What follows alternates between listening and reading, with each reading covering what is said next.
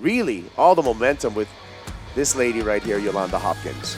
Yeah, just so amazing how she was capable of finding the better waves, steeper sections, and showing a very powerful surfing and also aggressive. Look that turn.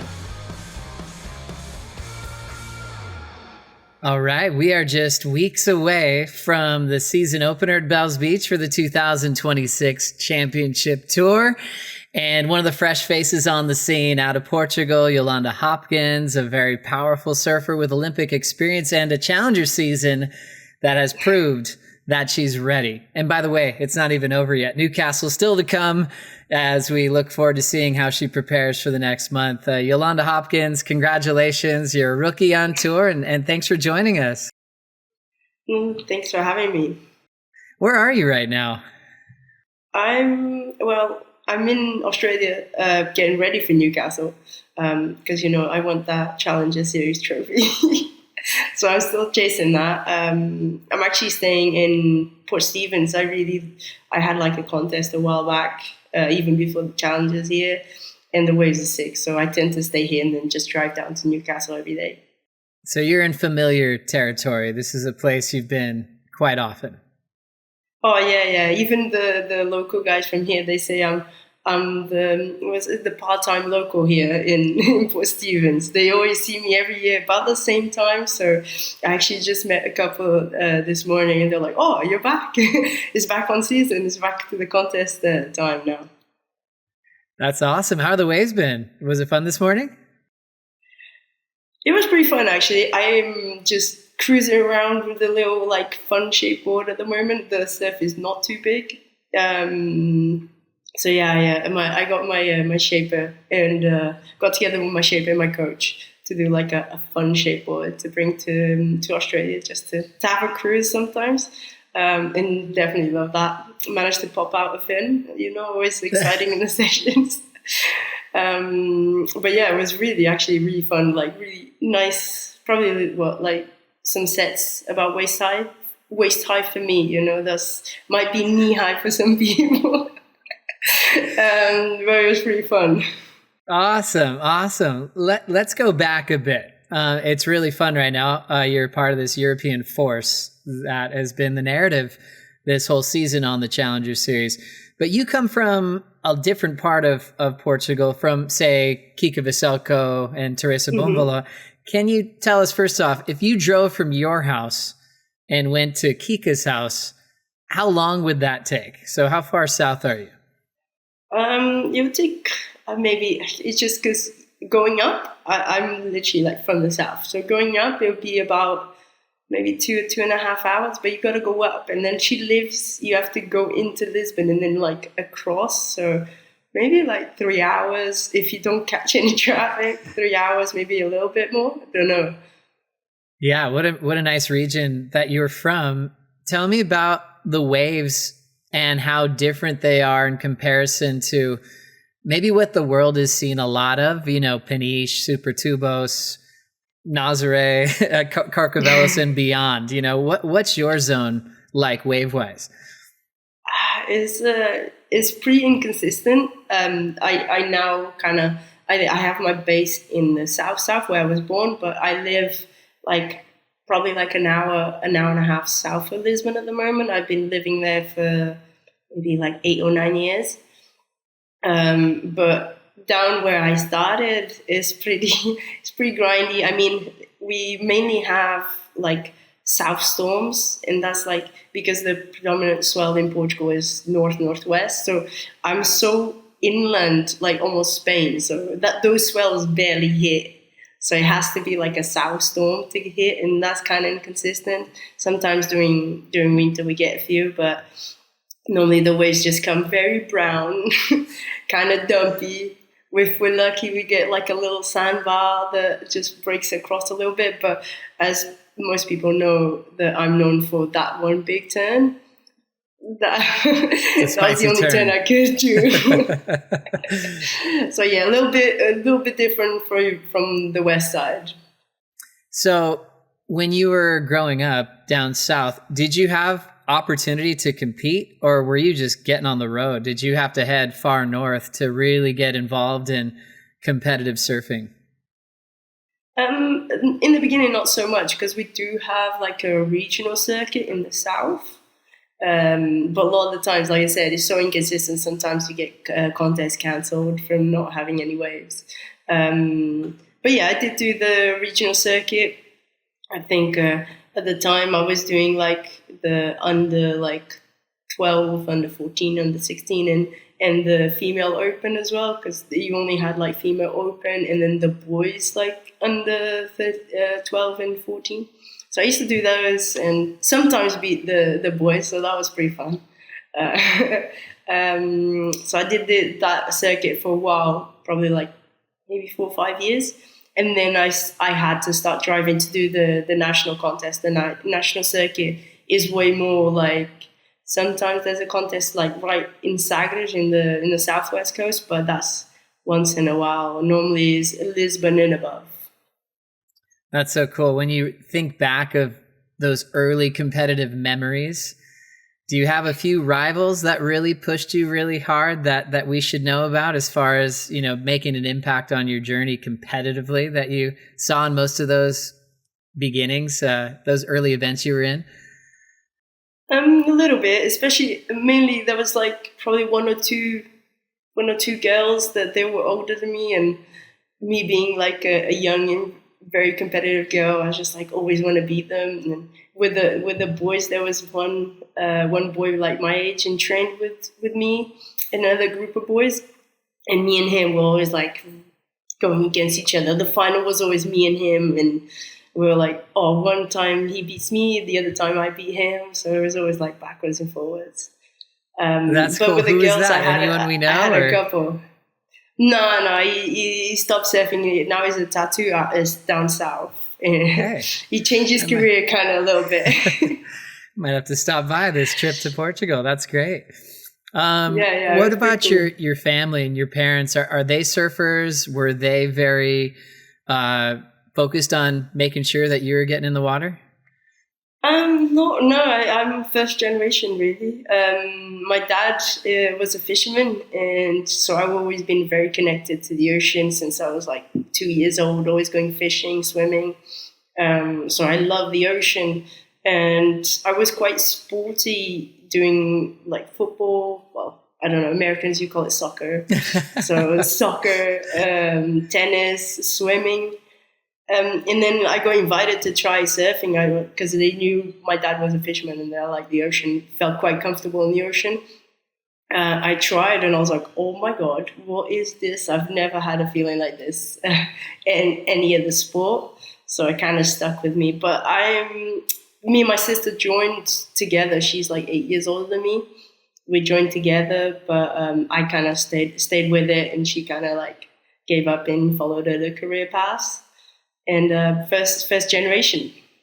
I love that. That's so cool. Do you remember that first ride? Some people do, some people don't. Do you remember that first wave, where you were, and what surfboard you were riding? I remember vividly. It's like I can tell you even before what happened. Because I was quite young. It was the first surf lesson, and the school just opened. It was the first school opening around my area.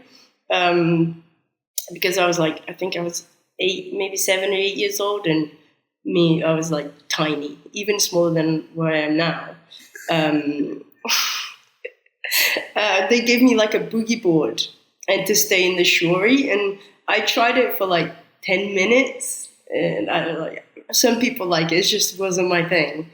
And I ended up just putting the boogie board on the side, and I swam all the way out to where the crew was, and the coaches were like pushing people into waves. And one of the coaches had his board. I'm pretty sure it was like a quite wide fiberglass 6'1" or 6'2", and I think it was a board culture board. If I remember correctly, I think it was. And I was like, no, I wanna try this. And he was okay, and he just pushed me. I just like, you being a kid, all the kids can get up on boards. For them, it's really easy. So I just got up, and I actually started to get like the proper like stance, the arm out stance, and somebody actually captured a picture of that, and it ended up in the school vans like side for about 10 years until it went to the scrapyard. So that was like pretty epic. You have it captured. That's amazing. I have it captured, yes. Yeah, well, we're going to need to get a hold of this photo, especially for your first heated bells. This is an important part of the story. I mean, to remember your waves one thing, but to have it actually captured really kicked off your journey in an awesome way. I love that. And I think what's so cool is we've seen you compete for a long time now, you know, and the wild card moments you've had on the CT, you know, throughout the Olympics, kicking off the QS in a serious way, probably going back to 2017. Would that be right? Probably close, yeah. Probably around then. So juniors, yeah, around that area, juniors to QS. A lot of milestones within that. You know, as you look back to where you're sitting now, fully qualified and, you know, more than an event early to take on the CT. What do you think were the most significant steps to turn in the season that you've had this year? You know, from all those years back with Olympic showings, QS grind, learning the ropes on the CS, you know, what were those major kind of milestones that got you where you are today? It's pretty hard to, because it's been such a long period, it's pretty hard to pinpoint like a specific time. I remember going, I think it was like 2019 when I traveled for the first time outside of Europe, because I used to do QSs in Europe. But it was like, even back then, like the 6,000s, if you didn't have like high enough ranking, you couldn't get on them. So I had to travel out to come back and be able to do those.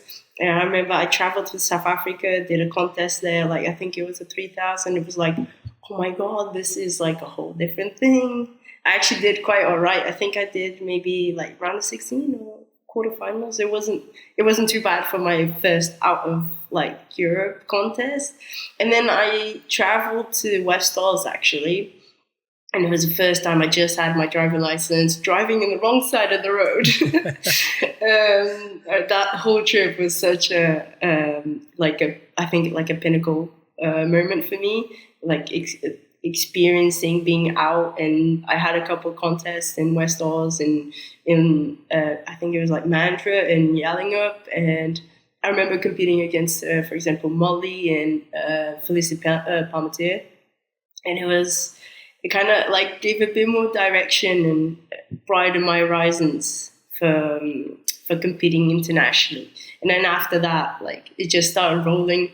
The beginning of 2020, I did a contest in the beginning of the year in China, and it was actually I think I beat like Coco Ho, if I'm not wrong, and I don't know, somebody else who was like really good, and I was like, oh my God, this is awesome. I just want to do this all the time. And then I was actually doing quite well in the contest, and I got to the primes. I remember Travis and Jesse Maidaya gave me a wild card for the primes. I did one in Manly, and then I traveled to PHAB before they cancelled during COVID. But I was doing good. I think I was like top 6 or something, or it was at the time they were doing like top 8 of women. I'm not 100% sure, but that was like such a close moment. And then like COVID came and just stopped. I was like, oh. And then it came back again. And the next time they started with the challenges, I was doing decent. And then I got to Hawaii, Aliva. And then kind of my dad died, and it was like, oh, I stopped. You know, I got so close so many times, I think, same as last year, but I think it just built me stronger and built me to the place that I am right now. And actually, I feel like you need to go through those difficult phases and like getting the door slammed in your face. I feel like maybe I'm one of the most appreciative like rookies ever, because I had so many times the door shut in my face. Wow, that is powerful. What a journey. So much living, you know, to get to where you are, and you know, to have courage and to get back into the arena and redefine yourself, you know, as you continue to compete. And this year, you've been lights out with more consistency than you've ever had. And I think one of my favorite moments of the CS had to have been when you came in and the amount of hugs you got, the amount of high fives you got just from the walk out of that heat in Saquarema. It was a magic little walk up, to see all the people that have supported you, that just care about you as a friend. What did that feel like for you? Does that feel like just a dream that you can't even, describe? How was that? It was pretty insane, actually. Like I was saying, the end of last year, I came so close. It was either me and Vaheen, and then she got the spot, but I was like one spot out. And then in my mindset, I was like, dude, if I just do what I did in this contest from the beginning of the year, of the next year in the challenges, I'll qualify early. It's just like there's no problem. And then actually get into Saquarema like 2 events before and being like so comfortable. I was like top 2, but super comfortable with pretty much all my results. I hadn't had anything below a quarterfinal. And then getting there and qualifying. And it was very special. I had a couple of the Portuguese boys who've been at the beach supporting me, and they were actually there and like carried me. And actually quite a few of the athletes and their parents and the coaches were giving me the high fives when I passed by and giving me congratulations. And the main bit is just saying how much I deserved, and it really felt like finally it was my time. It was very special. I can't describe it specifically because I was like I could feel it deep in my heart, but I was trying to hide it for the cameras. And then I had the chance to go jump on John, on my coach, and I was actually kind of scared because he was on the edge of the cliff of the sand, and I was like, oh my god, I'm gonna jump on him and he's gonna fall over. It's gonna be on camera. It would either be like a really sweet moment or an epic like fall or fail. So either way, it'd have gone great. That is so cool. Worth a chance for a moment like that. You're like, hey man, we might go down on camera, on live TV, but it will be worth it, I promise. And it was, even though you were trying to hold it in, we felt it. It was electric, and getting that feeling so early in the season, like you manifested, to now get to have more time than most of our rookies. We're not done with the season yet. We're not even sure what your rookie class will look like. Yeah. So you've had time to set up your program to prepare for Bells. It's interesting because when we started this talk, you're like, hey, I've got a season to win. You're number 1 on the CS, up at the top. And it's up to you. You could just focus on Bells and that crazy heavy 2-month block of events that we're going to fly into, starting with Bells. What are your thoughts on how busy this is, and also weighing in how important it is to get that CS title before your rookie debut? I think the title is quite important. I mean, I think worst case scenario, all I can get is like second behind Dia, but I've been chasing that trophy for a while. I think going into the tour and having that extra confidence of like actually having the trophy in my possession, I think is very special. And it changes, for most people who wouldn't know, it changes your ranking in the CT and who you match up with. So I think that's very important, and I'm pretty sure that's why even people who are qualified would still come and do this contest, because it makes a massive difference. Either you're going to go against the world champion your first heat for the first few events, or you're going to have like a bit of lower rank person to compete against. I mean, we want to win and beat everybody, but you always want a little bit of advantage. I think no one is disagreeing with that. And it's been awesome being qualified so early. I've never surfed Bells or Margaret River. It's going to be my first time. But I've been, like, me and my coach have been analyzing so much the waves, the Bells and Margarets, because the other ones I've surfed. And trying to read into it and see people who surf it quite often, just trying to learn a little bit. And Bells doesn't seem that far away from Ericeira, Ribeira de Ilhas. So I'm kind of taking a little bit from wherever I've surfed before. And I'm definitely going to put my time in as soon as Newcastle finishes. Just head straight down straight away. but yeah, just this season is going to be hectic. I think we're only going to have a few days in between. I was just saying, pretty much our only gap in the schedule is kind of July because they cut off J-Bay, I think. So yeah, it's going to be a lot of traveling, a lot of adjusting to different types of waves. But I'm, again, with all the experience over the years that I've had, I'm actually quite lucky. I've surfed for most of the waves. I think the only ones I've never surfed is Bells, Margaret, and Fiji, I think, is the only three that I haven't surfed. So pretty comfortable with the whole year of all the different waves. And Oh, that's like having fantastic. Raglan now is insane. I love surfing backside, and I experienced it before, so I'm very excited for that. Oh, that's good. You might have a leg up on a lot of people that are trying to get to Raglan for the first time.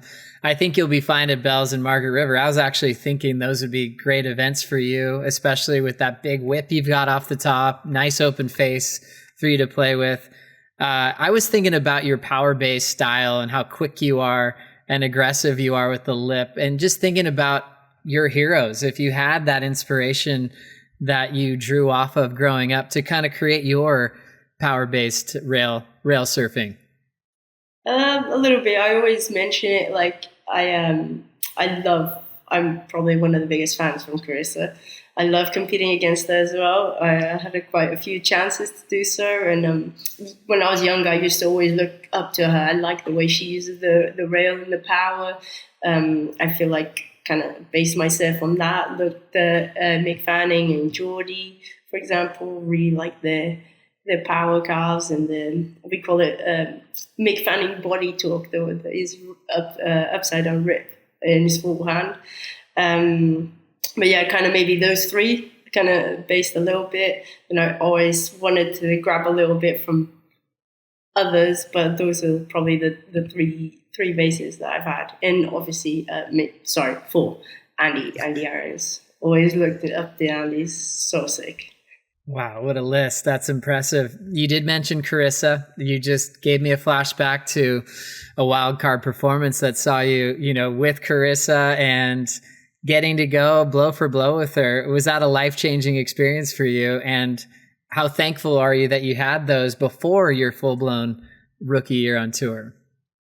I mean, 100%. It was like so blessed to be able to have the wild card and actually going against my idol straight away. It was insane. I actually surfed against I think it was 2019 on the ISAs in Japan. And I think it was like either my first or second heat. And I only didn't beat her because I didn't finish one of my finishing turns. Otherwise, I would have gotten her. But she did. She came first, and I came second. But I remember that vividly, and it was such a cool experience. And I'm pretty sure it's Brett Simpson maybe that was there, and he started calling me Smasher. It was pretty sick. But it was like such a pinnacle moment for me to actually be able to go and surf against my idol. But I was like reminiscing and thinking back. I was like, oh, actually, I didn't get like shell shocked or like. I just wanted to go in the water and be better. I wanted to be the best, and there was nothing that brought me back. It was only the ocean and that's surfing, I guess. So when I got the chance to compete against her again in Peniche, I was like, these are my type of conditions. I love these dumpy sections, and especially because there was quite a few lefts, and I managed to put the big slam on the left side on my backhand. I felt pretty confident going into the heat. I mean, I know she's such a hard surfer to beat, but I felt like I was a bit more in my environment. So even though I was in Portugal, and obviously it feels nice to be in with your people, but I was kind of like blocking that out because it was probably one of my first experiences of being in such a big crowd supporting me.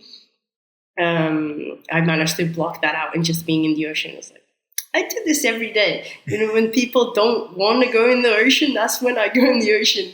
It just gets slammed all the time and try to go for these big turns.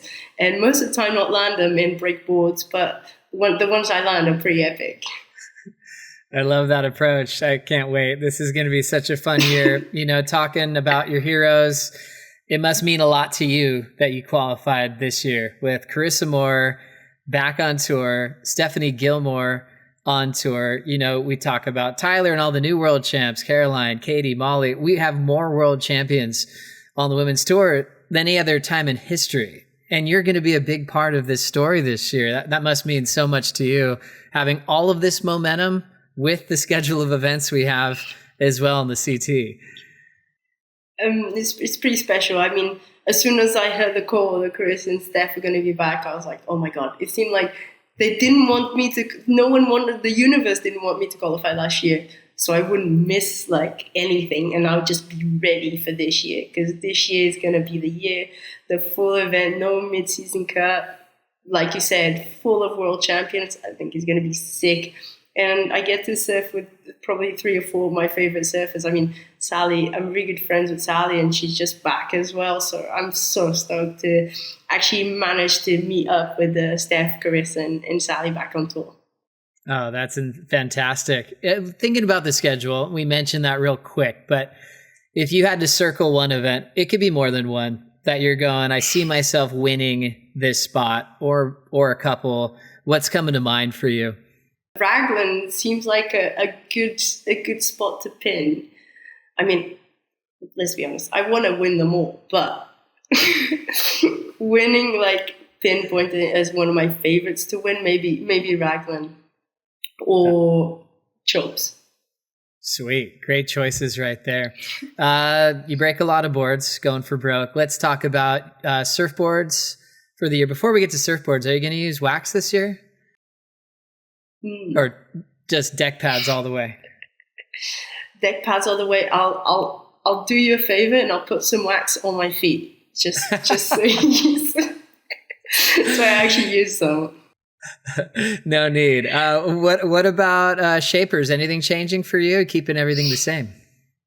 I mean, things have been working so far, so I find it, why would you change once you achieved everything and surfing is on point? Why would you all of a sudden make these huge changes? I mean, I'm not against trying different things. I actually just I got some boards in Hawaii from Town and Country, and I just got 1 or 2 from a guy in Wave Creations down south, close to Wollongong, just to try out. But I always come back to the Phaeton surfboards, the ones it's run by a German guy, but it's based in Peniche in Portugal. And for me, maybe it's the relationship I have with him, but he's so down to detail. It's insane. Well, he's German for first, but everything is so specific, and the boards just fly. I can't explain. They just fit me so well. I think I've been getting boards off him for maybe 10 years, or maybe a little bit more, but he's never ever made me a board that I didn't like. That's amazing.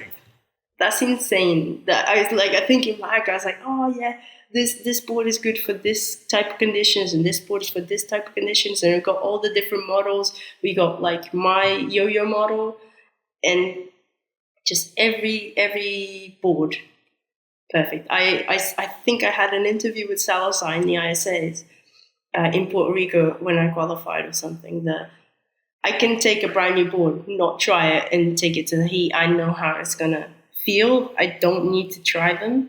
There's even if we tweaks a little thing, as soon as I put my feet on the board, I already know what the board is going to do. So I think that's very special. And when you find that, that connection with your shaper, and he's made you so many good boards, why would you change it? 100%. That's a really rare thing in this world. What's his name? What's your shaper's name? His name is Gero, and I cannot say his last name. I think it's Chatron or something. I'm butchering that up for sure. How do you spell that? I have no idea. I know it's T. No, Gero for sure. It's just G. Does he know this, that you can't say his last name? He probably knows, but he only writes Gero on the surfboard, so it's really his fault. It's not mine. We're gonna figure that out this year, you know? Yeah. Awesome. I definitely want to give him a shout because like after COVID, things have been like struggling for pretty much everybody. But with him, is like he used to have so much business, and since COVID, it's been going down a little bit in Portugal. So, I mean, a person who makes such amazing surfboards, I can't believe he doesn't have more people just begging him to do surfboards. It's insane. So definitely, I think you guys are going to sell some boards this year. I think you guys are going to do that. I hope so. What about coaches? Doing the same thing, keeping John? Me and John, we're like, it's like, I don't know, come together. It's not even a different person. He kind of like poured some of his personality into me. I poured some of my personality into him. We're just like so in sync. And we've been working together for, again, like probably like 10, 12 years. Full on probably about 8 or 9. But again, he knows how I work. I know how like the training works. I think everything we've been doing has been like an improvement. So the potion is right. The ingredients are there. So it's been working for quite a few years. So there's no Yolanda or John. There's the team, and we win together and we lose together. So I don't think that's gonna change in the future. So yeah. So it's always John and Yo. I love that. Yeah, that's magic. Carrying that onto the CT together. Everyone's qualifying, and you're going to stick to what you guys know the best. I need to get the feeling that you have representing, Europe and what's been happening on the Challenger Series. It's been the topic all year of just this European force that we're feeling, and especially in Portugal as well, with yourself, with Kika qualifying. Teresa's going to have a shot as well. You getting the announcement that you're the first, woman to represent on the tour, and now you're getting backup as well. Then you add, all of Europe to the whole narrative with Tia representing France, the Basque presence we've had on tour. What does it feel like, to be a part of this strong movement that's just taken over? I mean, it's insane. For me, it's insane that it hasn't happened before, because in Europe, we're so many countries together, and I feel like the competition in the QS is that like the European tour is so vicious, is insane, and like we might be next door neighbors, but like we're a country apart, so there's no friends around. So it's really like actually quite hardcore. So I'm actually surprised it took this long to get here. I'm super happy to actually get some of this light shine into Europe, because we got sick waves like everywhere on the west coast. Sometimes in the storms, like you've seen like lately in the Mediterranean as well. It happens quite a bit, and people don't know whether. I mean, it's known for like the surfing vibe, but we got world-class waves everywhere, and a lot of them don't even get surf. So I'm super stoked to be part of it and leading the kind of like charge, as you say, at the moment. And I mean, being the first Portuguese, insane. I can't even describe that. I was so happy. I'm like literally. I think John said in an interview, "If you cut me in half, I'm like green and red." That's 100% true. I'm so patriotic. It's insane. I love my country. I love to represent Portugal, and I think the only thing better than this would have been to get a medal in the Olympics for Portugal, to be more patriotic and be able to represent my country. I can feel it. That's powerful. That is so awesome. You're part of a fun rookie class. It's not over yet because we got to wait to see what happens in Newcastle. But I want to get your thoughts on Tia Zabrowski and also Kika Veselko. What do you think they're going to bring to the tour, your relationship with them, and how fun it's going to be to battle for Rookie of the Year with those two so far? We'll see who else joins them. I mean, I think it's going to be fun. I've only had a few experiences to surf against Tia. It's pretty fun. She always tries to rattle you. But I'm quite an old school veteran, so I'm pretty hard to rattle nowadays. But it's always fun. It's like a back and forth thing. I find the flickiness and like snappiness in the tour is going to be pretty cool. I feel like I'm going to bring a lot of the power surfing back, having backups with like Carissa and Gabby. So I think like kind of have two sides of the coin, and it would be definitely like some pretty cool matchups. And Kika, I've been competing against her for quite a few years now. She's like for me, is like a little younger sister. So definitely be really cool to compete against a fellow Portuguese in the world stage. I think it would be like pretty cool for Portugal as well, because they went from not having any female representation and then having like two and the possibility of a third one. It's insane. I mean, it's only a shame that we don't have much chances like in the boys' side at the moment, but hoping the young generation will bring it back and level it up. So then we'll have like full representation on the tour for Portugal. We're a small country, but very powerful. And like I said, we got some sick waves. So I just hope younger generations can come and leveling up. I like that. There's that pride for Portugal once again. It's coming out. Yo, I love it. You stopped me for a moment on this Grom, who's 14 or, will be 15 when the season starts with Tia. I got to know some of these techniques to rattle the opponent. What does she do out there? Is it talking? Is it what is it? Tell us the secrets. Maybe I'm just reading into it, but for me, I'm just like, nowadays I'm just like a ice cold stone. But I think she tries to use maybe a little bit of my thing of catching more waves. But I'm cool. I love to catch a lot of waves, but I also can be patient. Is like the thing I've learned through the years. I can do everything. I can do a little bit of both. But I think like with me, she always tries to catch a lot of waves, at least around me. That's at least what I felt. Maybe I'm just imagining things because maybe that's what I would do. I'm not sure, but it's fun. It's always fun in games in the ocean, and I don't feel like you need to talk. You read each other. For me, I feel like I got a lot of years of experience, and sometimes it might not go my way. I'm trying to do something different in the ocean, but the experience normally like it really helps you towards not being affected by what the other person is doing in the ocean. For sure. I like it. What number did you go with? 98. 98. I stuck my birthday. Oh, there we go. Perfect. I was actually thinking of putting my coach's birthday maybe in 1 or 2 years next year on the tour. I'm not sure, but I really like that number, and I'm so happy with the place that I am right now, and just wanted to have the 98. Also, I had the 98 on when I got the last wildcard in Peniche, beginning of 2025, and I have a quote saying number 98 will be back. So I felt like I kind of would have been wrong if I didn't choose the 98. But I put the money where my mouth is, and here I am. I said it was going to be back. I love it. And you've been backing your word. This is kind of your theme, Yo-Yo, is like putting it out there and then following through. So let's keep this manifestation going, shall we? You can close your eyes if you want. You've had your rookie year. Pipe Masters is over.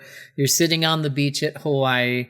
What does a successful year look like for Yolanda Hopkins? I don't even need to close my eyes to see that. I mean, some people might think a little bit delusional, but I believe in me, and I believe in my surfing. I believe in me and my coaches, like training. I believe in my boards. I believe in everything we're doing, and it's right. So I would say really good year, like amazing year would be top 5. I feel like I have the skill and like the mental state at the moment that I can achieve that. Not that much struggle. All I have to do is just put myself down, and I already got everything that I need. So yeah, I would say top 5. Wonderful. Yolanda, a pleasure to hang out with you today. Thanks for fitting us all in. I can't wait to follow your journey this year as a rookie on the championship tour. Thank you so much for chatting with me, Joe. It was was a really nice chat. I really appreciate that.